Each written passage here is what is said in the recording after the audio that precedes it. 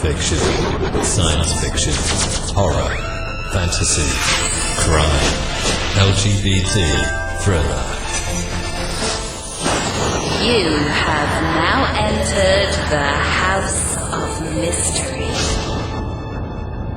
with your hosts, Eric Shapiro, David North Martino, John Copenhaver, and Al Warren. Heard on KCAA 106.5 FM Los Angeles, 102.3 FM Riverside, and 105.0 AM Palm Springs. You are back in the House of Mystery, and I'm Al Warren. Sitting across the table, we've got Mr. John Copenhaver. How are you doing, John? I'm doing well, Al. How are you? I'm delicious. Oh, wow. That's great.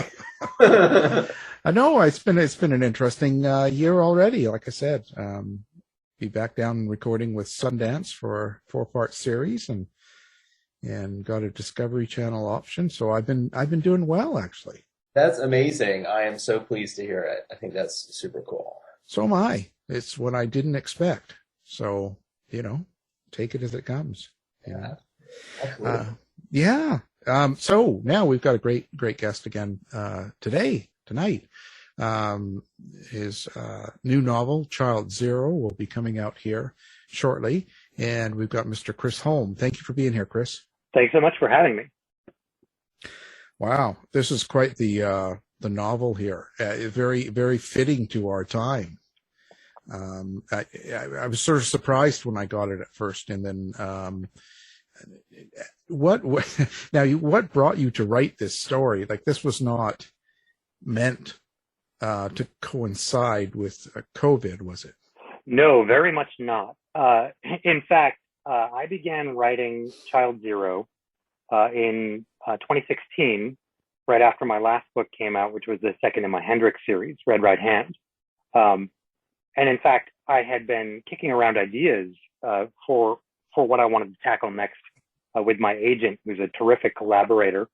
And I kept throwing ideas at him, and he's like, "Yeah, that's interesting. That's, I had a sort of escape novel, that I wanted to write.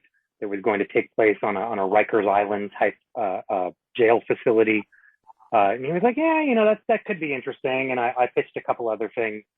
And then I said, but what I really love, and unfortunately I have no idea how to write, is a thriller that takes place in a post-antibiotic world. And there was this long pause on the phone. And my agent, David, said, tell me more about that. What does that mean? And it was really from that genesis that Child Zero came. My background outside of writing, I spent about 15 years making my living as a molecular biologist. So I have a fairly strong handle on the science, but I really, where I struggled in conceptualizing Child Zero was I didn't want to write something that was dry and scientific. I wanted to write a pedal to the metal action thriller that maybe illuminated for an audience that didn't understand what a post-antibiotic world might look like, just what a terrifying new normal that could be. So that was my initial spark for this book, and because it's so research heavy, it took the better part of 4 or 5 years for me to get a draft that I was happy with. A draft that my first draft of the novel was finished in early January of 2020.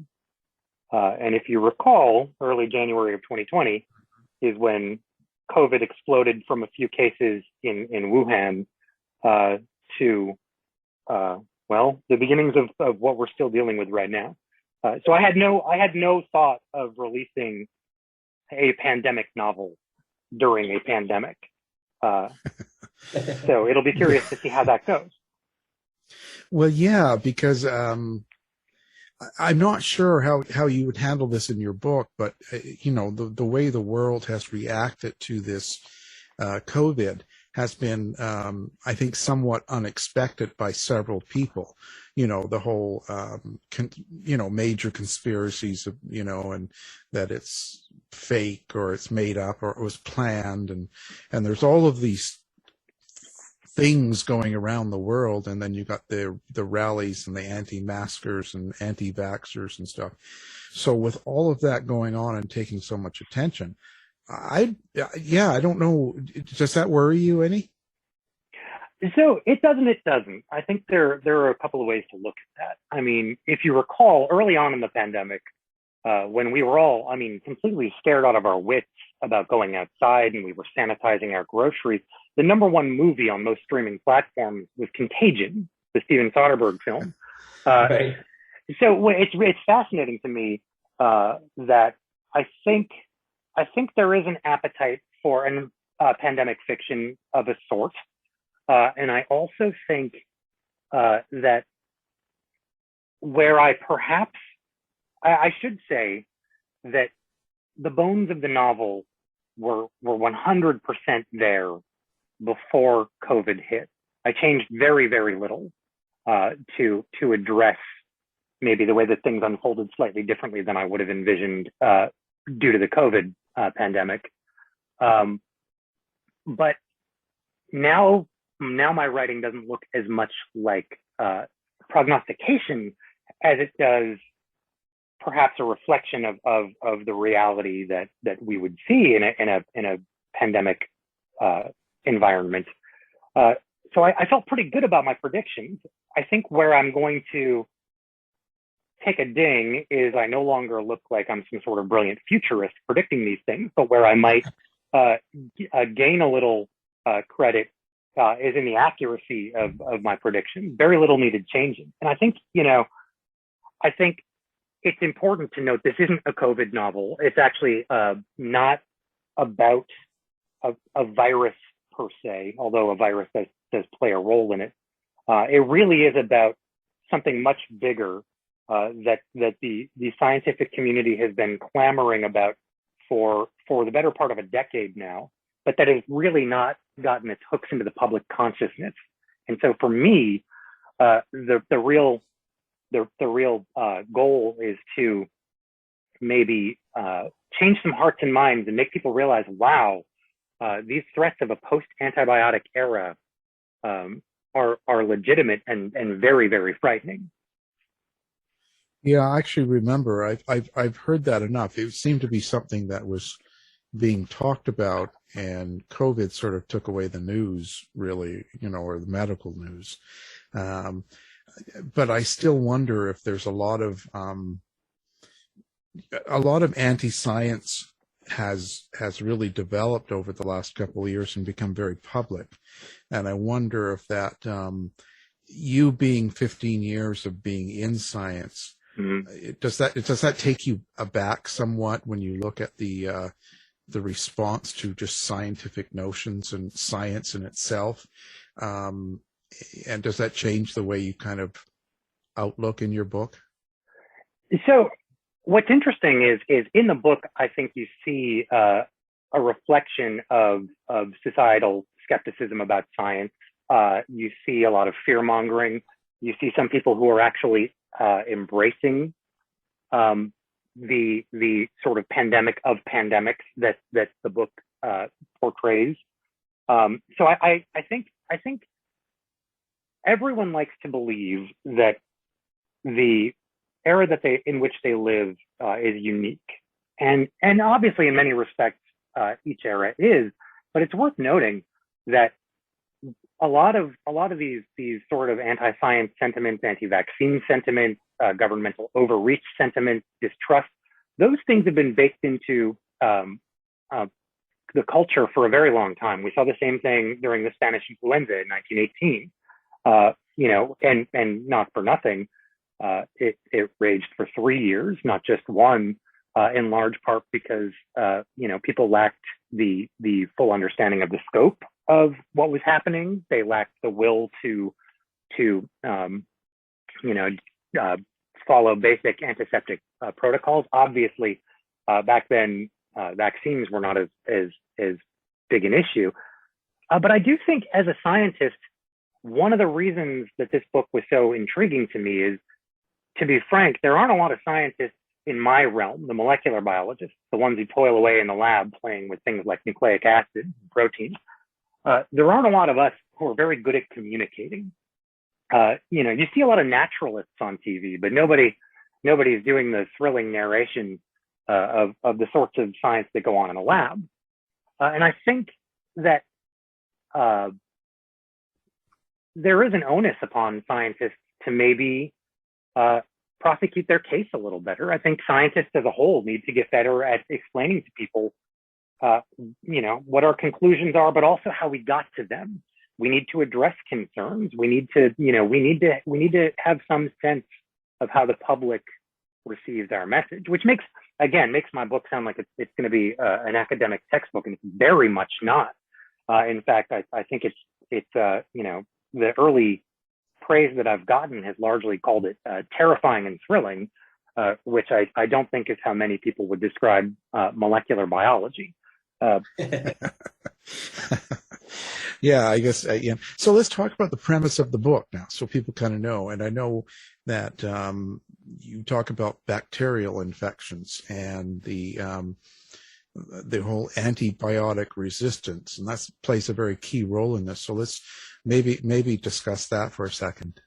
Sure, that's actually it's a really fascinating area, and in fact, I suspect, I hope I'm not offending anybody, but I suspect all of us on this chat are old enough to have been told, make sure you take your full course of antibiotics, because if you don't, you could end up with a breakthrough infection.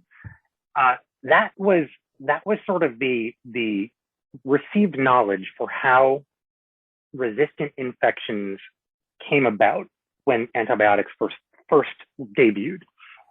So, for example, penicillin debuted in 1941. Penicillin-resistant infections were seen as early as 1942. And so what people thought was, oh, well, that guy just skipped his last couple of doses.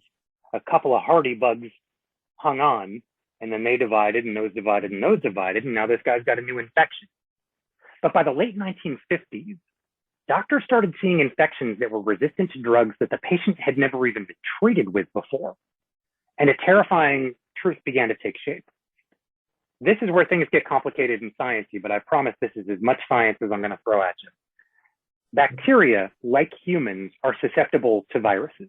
They get sick just like we do. But the bacteria, the viruses that affect bacteria, have this really funny habit of plucking genetic material out of one bacterium and then injecting it into the next one. They basically pick it up when they reproduce, they pop the bacteria and all the virus goes flooding all over the place.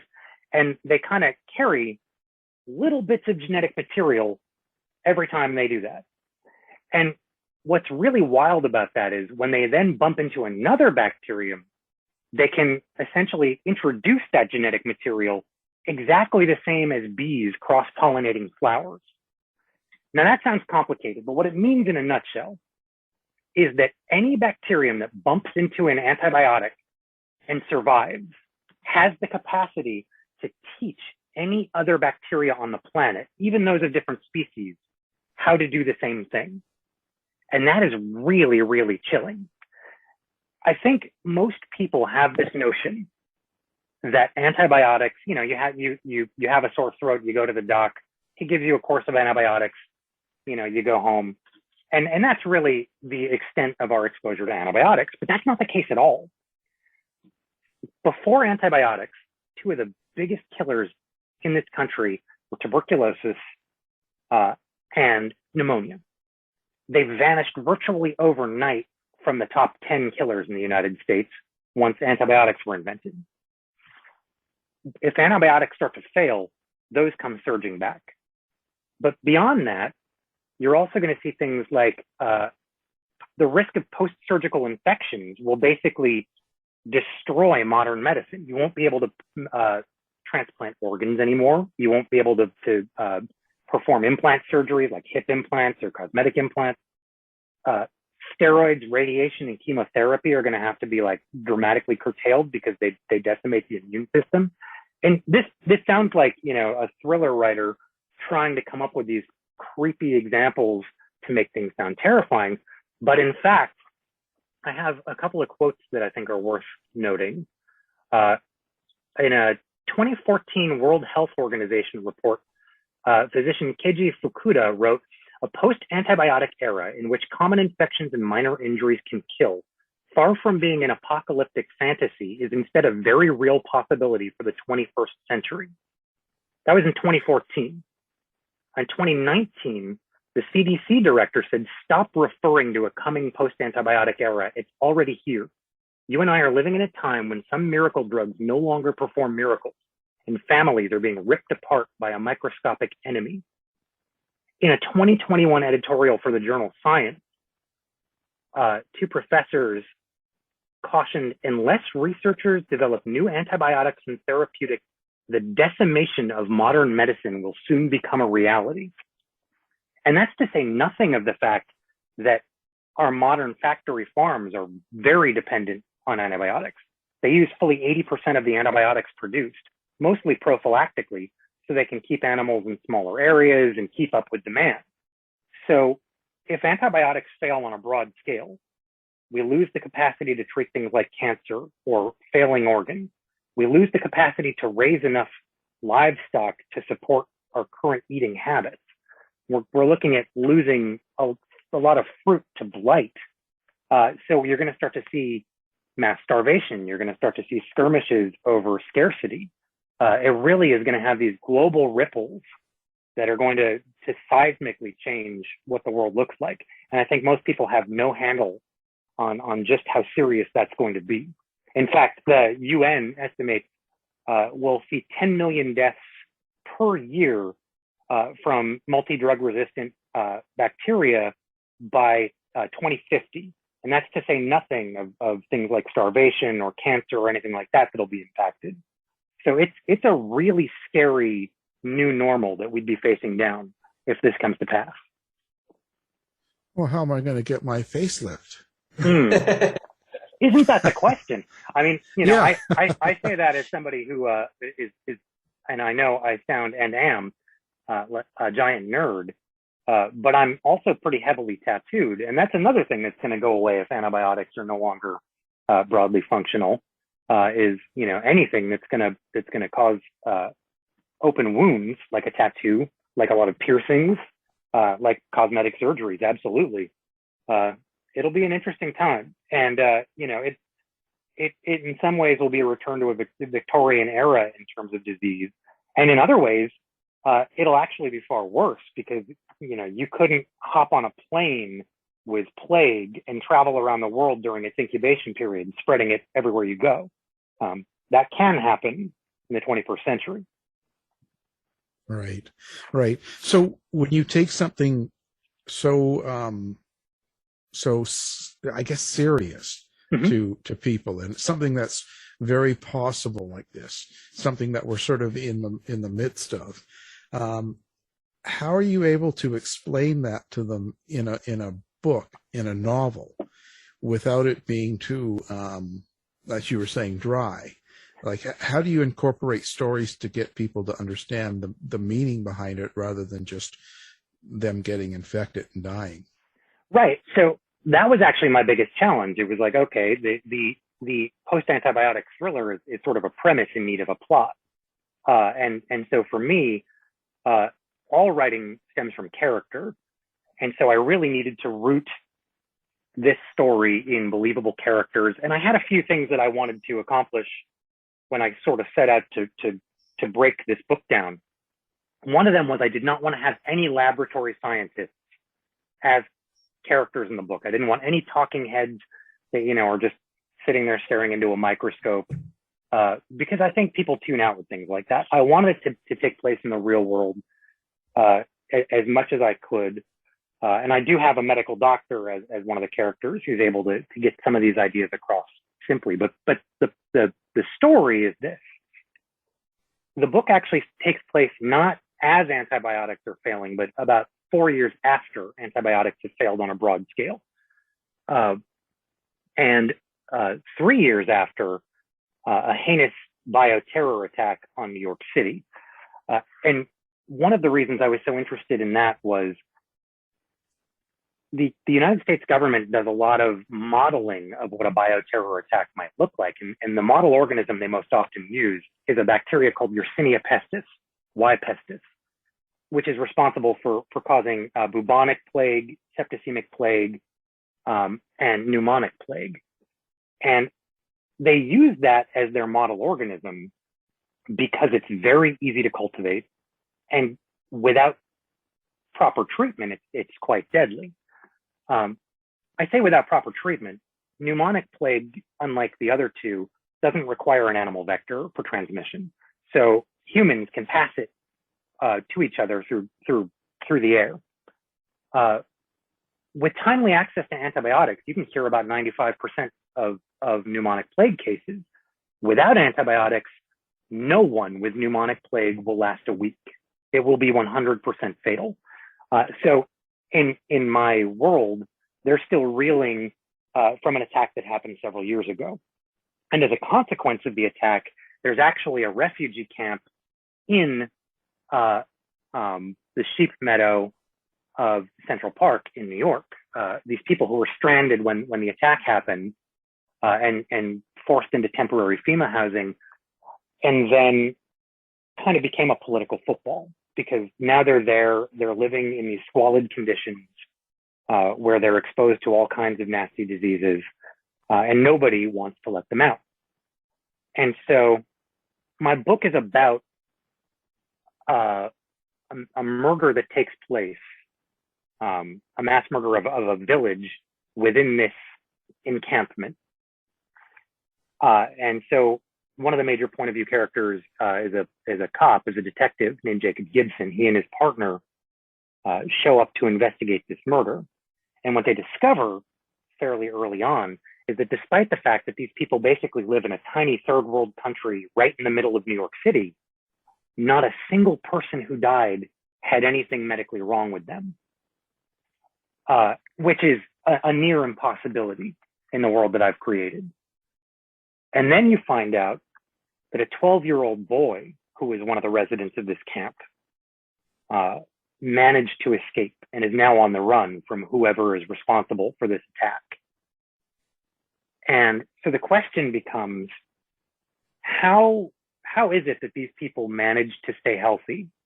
What does this boy know, or what is he carrying with him, or what can he do that makes him so desirable to the people chasing him? And that was really my lens. I really wanted to focus on a crime. There's a strong child in peril plot. It's also, there's a lot of socio-political aspects to the novel, because the boy in question, Mateo Rivas, is a mestizo child who is in the country as an asylum seeker. And so, you have a lot of power strictures. You have these power structures. You have bad guys all around, some governmental, some extra governmental, all who want to get their hands on this young brown kid. And that allowed me to explore a lot of thorny issues involving bodily autonomy when it comes to persecuted minorities, which is something that I think we as scientists and as a culture very much need to reckon with. I think that just hearing you talk, you have so many different facets.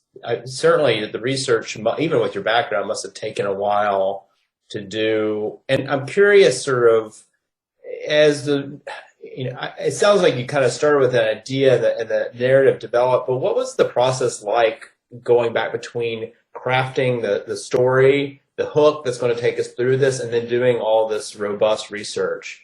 How did you navigate that? Poorly, I think, is the answer to that. So I really love the research aspect of a novel, and I don't just mean the big questions, right, like how does multi-drug resistance occur? I mean things like how to pick a lock, or I'm just fascinated by all of the mechanical questions that one needs to answer when you sit down to write a book. So I have a tendency to fall down rabbit holes. And for me, it was really key to hone in on what I wanted this book to be about, which was about this thrilling story of a boy being chased, a cop trying to find out what's going on, and then intersecting with this kid, and then he and his partner get swept up sort of in these larger wheels that are turning. And so I really tried to keep it focused on that, but I found that in the case of this book, I couldn't do all of the research and then sit down and write it. I really had to research as I went. And I think that tends to narrow the scope of the research that needs doing. If I'm writing, I'm not somebody to, I'm not one of those writers who can put like a little description TK and then move on, hoping that I'll fill it in later. I really need to have those details down to write the scene, because I feel like they inform the scene. And so it was for a long time a very slow, grueling process. This is by far the longest I've ever taken to write a book. I think before that, my prior book I wrote in 9 months. This one took 5 years, essentially. And and I think I threw out more words than the book actually contains, in part because I was building out the world and imagining what a world would look like, in which this story would take place. And then I found that a lot of it, although interesting from a world building point of view, didn't move the story forward. So I cut viciously because I really wanted it to motor. And it really, it's not even a terribly long book. It's not a doorstop. It's about 350 pages, and one hopes that it moves pretty quickly. But yeah, I always think of that maxim that easy reading is hard writing. And in this case, I don't know if it's easy reading. I suppose that's for everyone else to decide, but I can confirm that it was hard writing.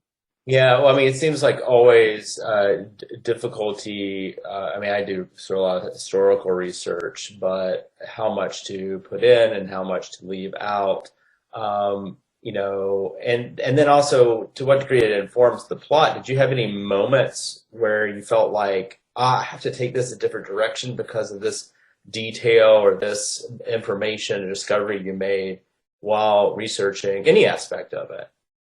Oh gosh, so many times. In fact, the central conceit, this idea that the mechanism behind this widespread antibiotic resistance is a virus known as the Harbinger virus in the book, which is essentially an ancient virus that affects bacteria that was trapped in the permafrost in Siberia. Climate change releases it, and it begins to rapidly spread until it essentially blankets the globe, becoming one of the most common viruses on the planet in a matter of weeks. And this particular virus is a real class of virus known as a super spreader, which is really, really good at taking genes from one bacterium and sticking them in another one.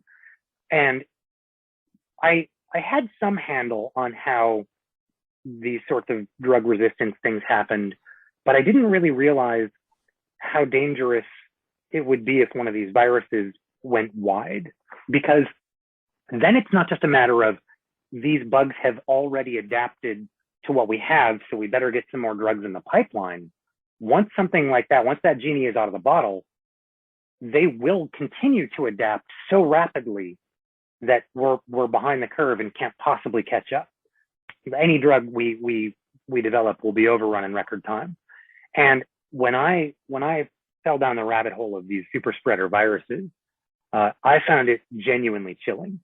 And again, my background is in molecular biology, but I originally, before I turned to writing, wanted to be a bug hunter for the CDC, a disease detective.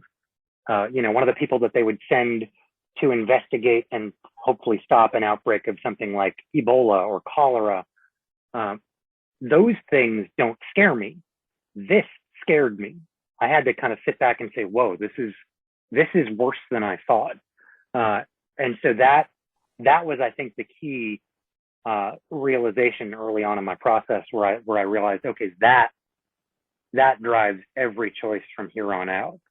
And then I read a report, a government bioterror drill report that basically modeled out what a Y pestis attack would look like in Denver, Colorado.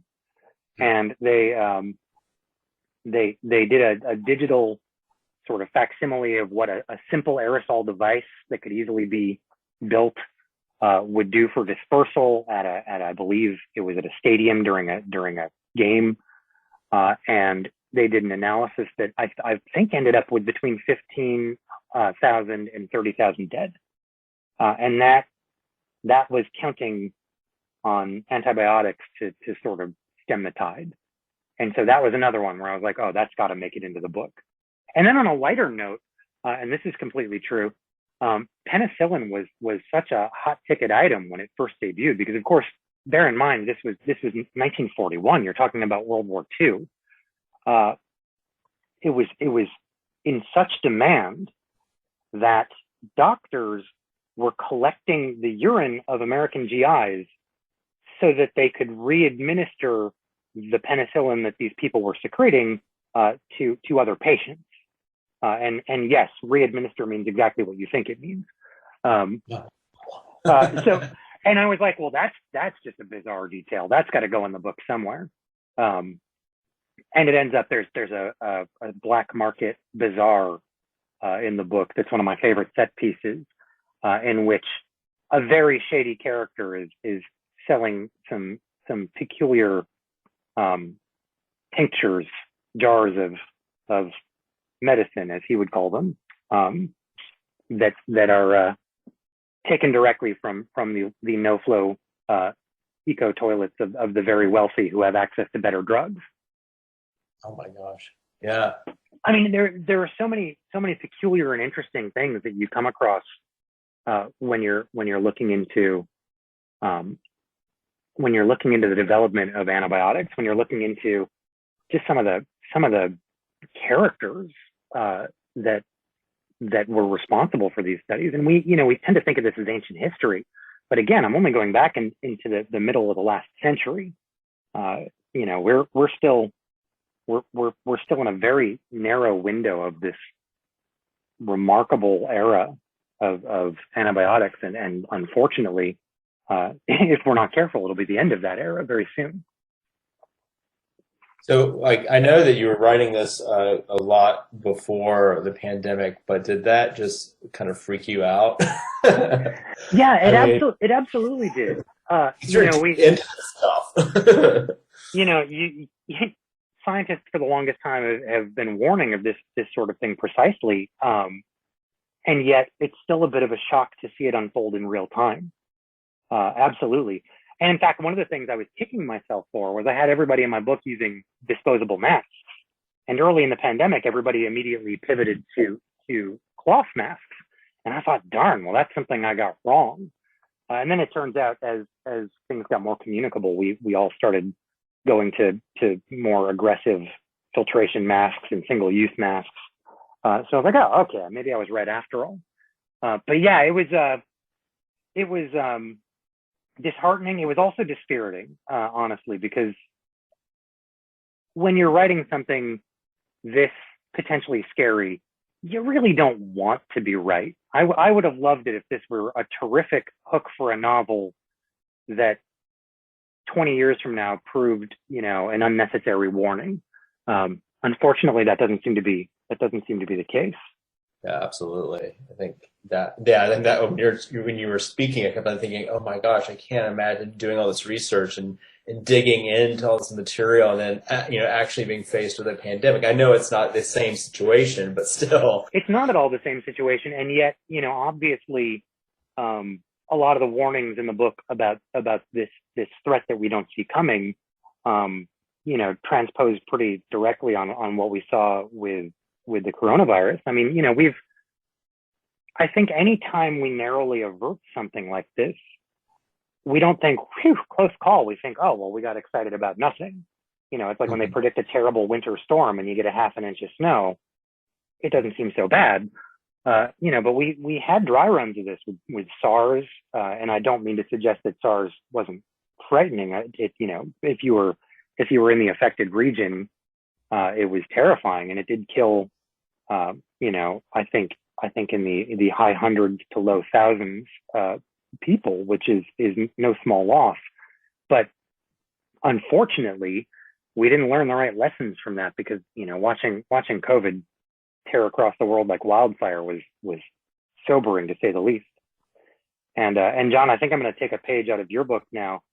I think the next book I write is going to have to be something at least a little historical. I'm eyeing the early 80s in my case, because I'm not sure I want to predict what something in the next couple of years will look like, because we're all still trying to figure out this new normal. And speaking of historical fiction, John, I'm about 80 pages into The Savage Kind, and it is absolutely marvelous.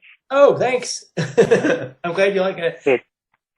It's terrific. I have, for a variety of really boring businessy reasons, been stuck editing and re-editing portions of Child Zero for the past few months, and so I haven't had as much time to pleasure read as I normally do. So now that I finally got the book locked, I'm back with a vengeance, really plowing into the TBR pile.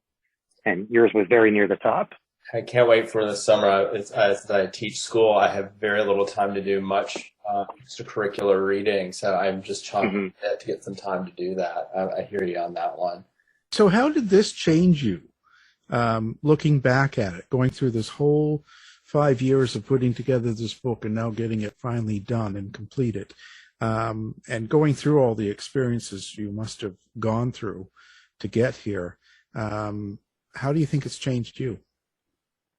I think it's changed me in a lot of ways, actually. I think, if you can imagine, at 5 years, this is essentially a PhD thesis, or as if I, wrote one paper for all of college. It was such a deep dive into one topic that I really, I felt like a monk for a lot of it, where I was just holed up doing this research and writing this thing. And I just kept telling people,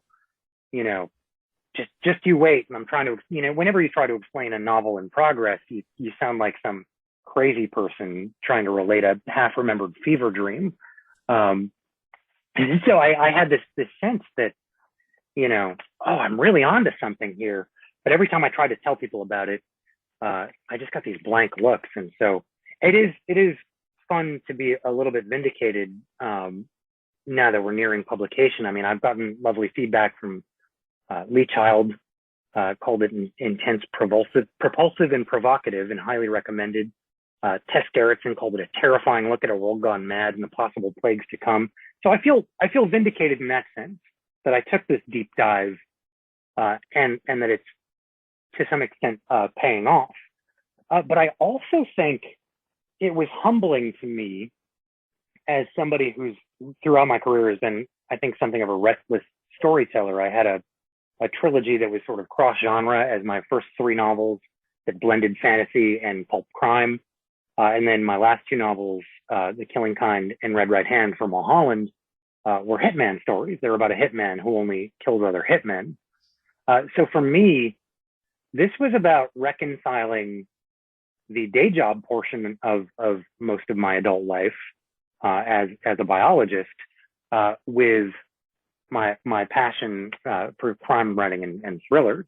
And so that was interesting. That was a journey to try and figure out how to meld those two in a way that, hopefully is a thrilling ride for readers who don't care about the science. That's my goal, is for people who just don't care about the science to love this book. So that was a long and humbling journey. But more than that, I think I suffered from a case of writer's block after Red Right Hand for a number of reasons, and it took me a little while to get over that. So I think I learned a lot about myself in the process of tackling that. So that was a powerful lesson as well, to kind of start from where I felt I was starting from nothing. Like the muse wasn't whispering in my ear, so to speak, and I wasn't, the stories that normally rattled around in my head had fallen silent. and then to have to build myself back up and figure out how to do this job again. So it was, I think cathartic is an understatement when it comes to finally seeing this book get some positive press. So when someone picks up the book, takes it home and reads it, what is it that you want them to take away from it? There are a number of things I'd like them to take away from it. But first and foremost, I know we've been science heavy in this interview, but first and foremost, whenever I sit down to write anything, all I want to do is tell a thrilling yarn. That's it. My personal feeling is I have to compete not just with other novels for people's attention. And believe me, I do not think writing is a zero-sum game. I love championing other writers' work, and I don't mean competing in any sort of negative sense. But I'm also clamoring for their attention with their phones, their social media, more streaming than you can shake a stick at. So if I'm going to write a story and put it out into the world, I want to do my level best to make sure it is as engaging as humanly possible for the duration, right? I just want people to be thrilled by it. I want them to have an experience like they did back during the heyday of Michael Crichton, where maybe, just maybe, they'll learn something about a topic they knew nothing about, come away with a greater understanding, but they'll do it by going on a thrill ride. I mean, I don't think a lot of people had a great handle on DNA before Jurassic Park. And if you want to teach people about DNA and cloning, dinosaurs is a great spoonful of sugar to help that medicine go down. And in my case, I don't have dinosaurs, but I do have a really thrilling story about a little kid, very smart and resourceful, but again, a little kid with few allies in this world, being hunted by government operatives and by these extra governmental people who want to get their hands on him for their own nefarious purposes. So yeah, I hope that they just enjoy it, and I hope it sparks questions about the way we use antibiotics now and how we could maybe use them better. And I also, again, it's one of the things I touched on earlier. I think there are a lot of unreasonable reasons why people are vaccine hesitant, for example, or anti-vaxxers. But scientists and public officials need to acknowledge that there are also valid reasons for certain segments of our population to be dubious about the medical establishment and authorities. I'm speaking specifically about people of color in this country who have time and time again seen their bodily autonomy violated. And I'm not only talking about, historically. I mean, I'm talking as recently as, 2019 or so. There was a whistleblower talking about a doctor at an ICE facility who was sterilizing women without their knowledge or consent. Incarcerated people in Alabama being tested on with unproven COVID vaccines when, the vast majority of people incarcerated in Alabama are African American, despite the fact that they do not make up the majority of the Alabama population. So I do have these thorny things in there that I want people to be aware of. But if it's not wrapped up in a thrilling yarn, it's just, I wouldn't ask people to read it, and I wouldn't expect them to. Well, how did you develop your characters, like the kid that they're all trying to find, and about your detective, Jacob Gibson? How do you get into the mind enough of a character like that isn't real, that reads as something very real? Well, I think, in a lot of respects, I have the benefit of reading very widely, which is important. Particularly, this book is an incredibly diverse book in terms of its cast. And obviously, I would never misrepresent myself to anyone as a person of color. I am a straight white cis male, so I'm aware that I'm writing these characters from a place of privilege. And I think that you need to, especially as a writer writing from a place of privilege, you need to do your research, and you need to seek out firsthand accounts from people who have the lived experiences that you're attempting to portray. You need to read fiction by writers of color and underrepresented writers. One thing I found that was really handy for me, because this book takes place in the near future, it takes place in 2031. I had this realization early on in my research that a lot of the adults in the book are children now, or were children in the aughts to teens. And so, for example, there's a character in the book, Amira Hassan. She's my main character, Jacob Gibson's partner. She is a hijabi woman who is a New York City police detective. I based her in part on a young woman who was the first sworn officer of the Portland, Maine PD to be from our Somali community, which we have a large Somali community.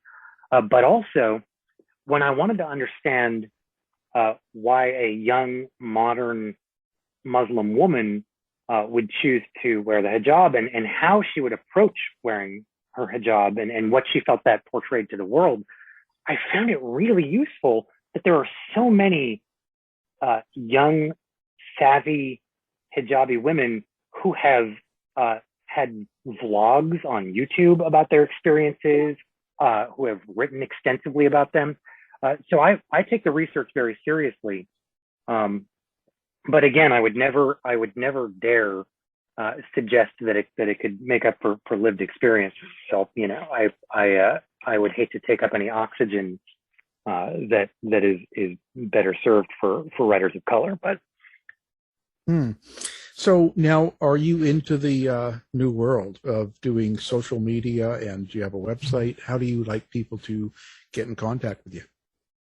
Oh gosh, so I started my career as a writer in around 2006, which I kind of think of as the blog era. So I've been pretty active on social media and online since 06. You can find me on the web at chrisholmbooks.com. You can find me on Twitter at chrisfholm.com. You can find me on Facebook at chrisholmbooks. And as far as I know, I don't have a TikTok or a Snapchat, so you know you won't see any dance moves or anything like that from me. But I do try and keep people entertained on Twitter as best I can. That's probably the best place to interact with me with some regularity, because I'm always looking to avoid something, you know, whether it's research or work or cleaning the house. Yeah. So I'm frequently on Twitter. Well, we'll get you set up on TikTok, you know. There you go. You get out there. Teach me some dance moves. Yeah, do some dance moves. You and John could do like a thing and hold books, and that'd be Apparently, fun. there are a lot of TikTokers that are selling books. I did not realize this, but my publicist told me so, and I said, "I'm sorry, I just can't do another social media." Yeah, that's crazy. No, yeah. Book talk. Yeah, I've been amazed by that. My wife is a reviewer. My wife, Katrina Holm, reviews for a number of outlets, including Publishers Weekly, and she tends to do a lot of interviews within the YA realm for authors as they come through, as their release dates near. And one of her recent interviews, they talked about how this woman's backlist suddenly hit the bestseller list because somebody on Book Talk had kind of latched on to one of her titles and had been promoting it, and it essentially went viral. It's remarkable, and it's an amazing tool. I think, you know, every writer has to decide for themselves how much social media and what social media works for them. In my case, Twitter's a little more natural than say Facebook, because I like sort of the cocktail, you know, party aspect of it, getting to chat with people. I wish it were maybe a little less strident than it is these days. I am also on Instagram. I haven't figured out how to use it to sell books, but if you want to see pictures of local Maine beer and my cats, you can find me at Chris Holm Books on Instagram as well.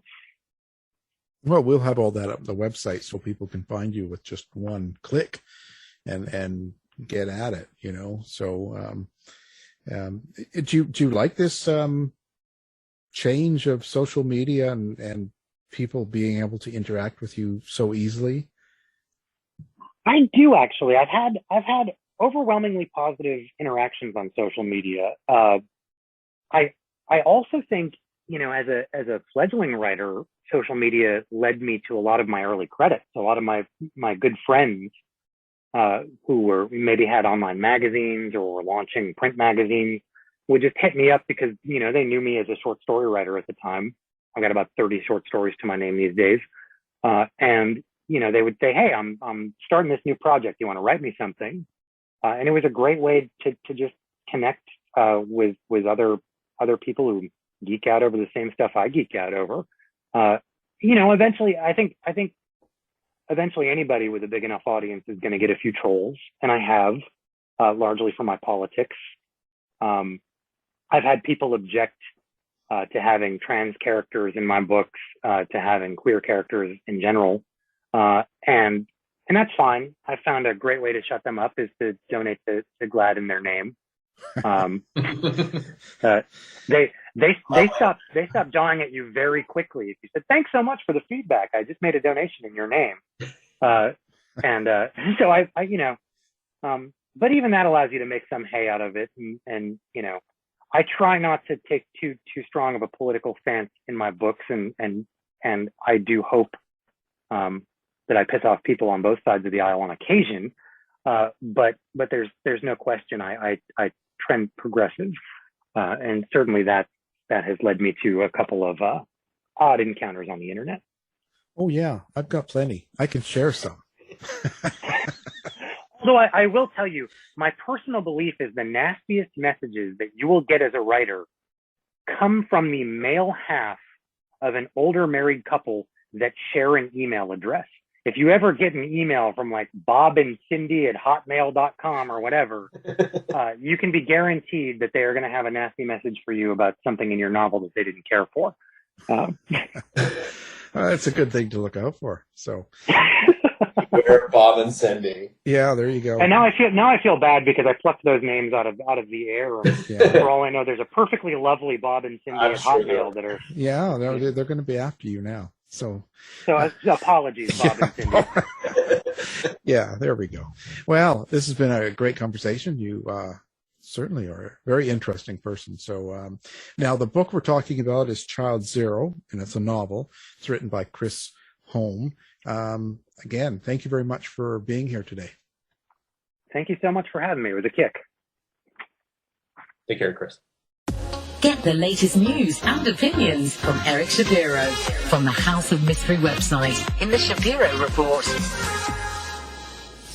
To find out more about our show, guests, or to listen to past shows from our archive, please go to www.houseofmysteryradio.com. Show's over for now. Was it as good for you as it was for me? Well, good night. This has been a production of Something Weird Media. I'll be back.